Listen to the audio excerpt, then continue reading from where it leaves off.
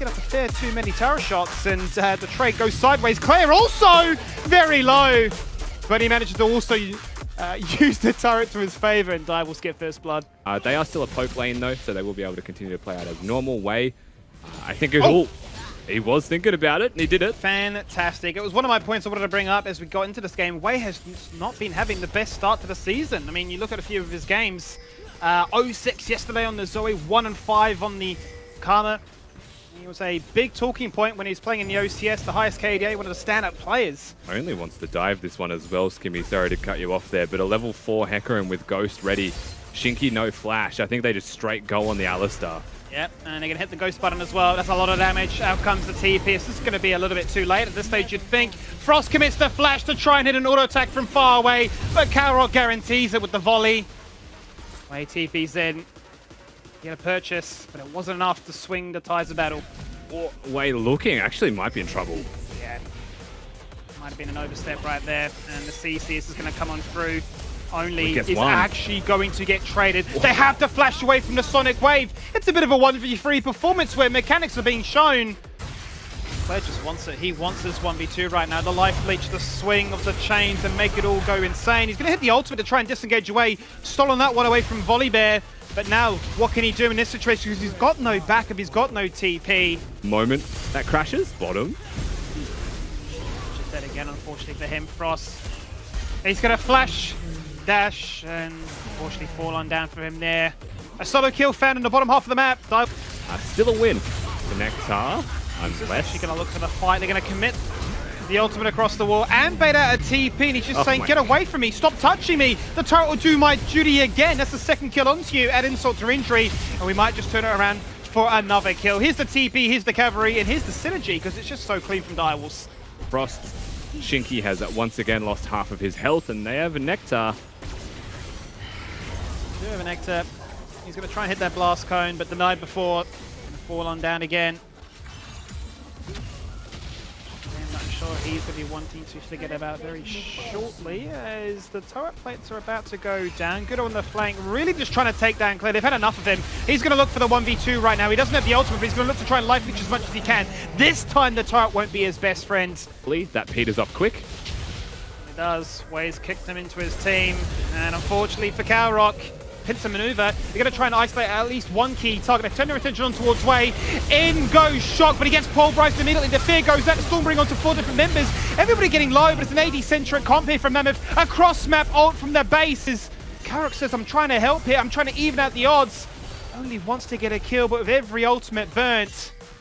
So he is, to say the least, oppressive, but right now he's the one being targeted. On the edge, he stopped on the Lee Sin kick to try and make it a 1v2, buy some time. Through those cooldowns as much as he can. Cops a true shot barrage from across the map and will fall on down. Wait to safety. Once again, a fight. We're waiting for the opening kill, and finally it's going to be Renekton that falls on down. He flashed away, but the fight is already done. By that point, 2 kills found here. Only once more going to get knocked away with the headbutt, but it just doesn't matter. He still connects with the kill. And with Claire stealing away to Stormbringer, the dive continues. And now we're looking for the first ace of this game. Yeah, it took a while for Direwolves to find their moment, but 24 minutes in, they do get given the opportunity to take a team fight. You've got the Karma, the Hecarim working together here as well. So good engage from them, really. The inhibitor is going to stay alive, actually, and they're going to choose to disengage. Death time is maybe just a little bit too low, or Kudo, being able to get that reset. And just not wanting to risk anything if you're Direwolves, and that's the key point. No risks, no needed or forced errors coming out of them overstaying. No unforced errors mechanically either. Just go back to base. Feel happy about the win, get the extra gold in your pockets, and continue to accelerate this game to your favor. Because again, in 2 minutes, you've got the soul point waiting for you. And that was a free team fight victory for them in the end that Mammoth tried to take. It was. And feels very much reliant now on hitting your spells and guaranteeing the fight works that way, because it certainly seemed to be that Lee Sin was looking for it. As soon as the Sonic Wave did not connect, they were like, hang on a minute, we can get collapsed upon, we can get turned on more so than anything. And the end product was a fight where they had to sacrifice a few fallen members and bite their tongue back at the fountain. As for Direwolves though, as you said, they're going to be quite content with that one. They're going to be even more so just running back to their waves and continue to put pressure and say that you're not allowed to step up in any part of this map. The vision is denied, these wards belong to us. They're only just playing with them now. Yeah, they're playing in the dark. Necktie in Zimbabwe needs to be very careful.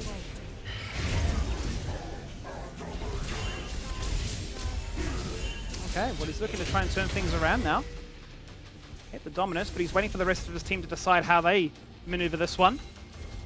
And then the tri-brush, but nobody willing to commit a flash because they don't actually have it, Rusty. Nobody on the side of Mammoth has a flash to try and force their hand, so the ultimate finds 0 value. Way's doing what he can, right? It's 3v5. Ash only just gets in now. Ooh. Connects. Claire finds the Everfoster guaranteed a CC layering. In comes the TP from Shock on the backhand side of Pulverize to lock him in place. They retreat to their top tier 2.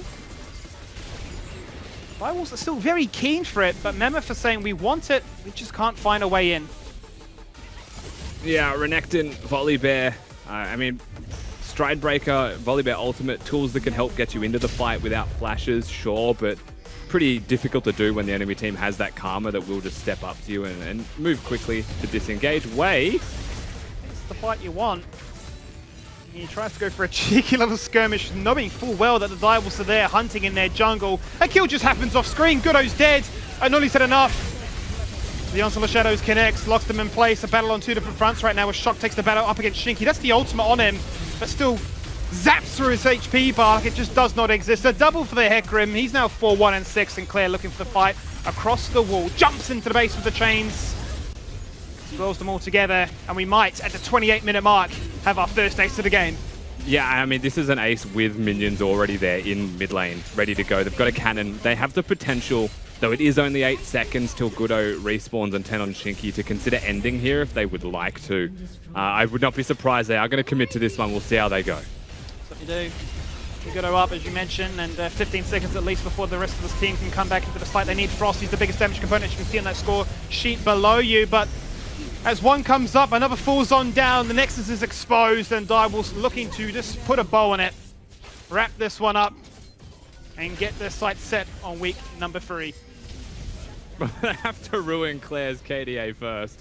All of Direwolves stop hitting the Nexus while he's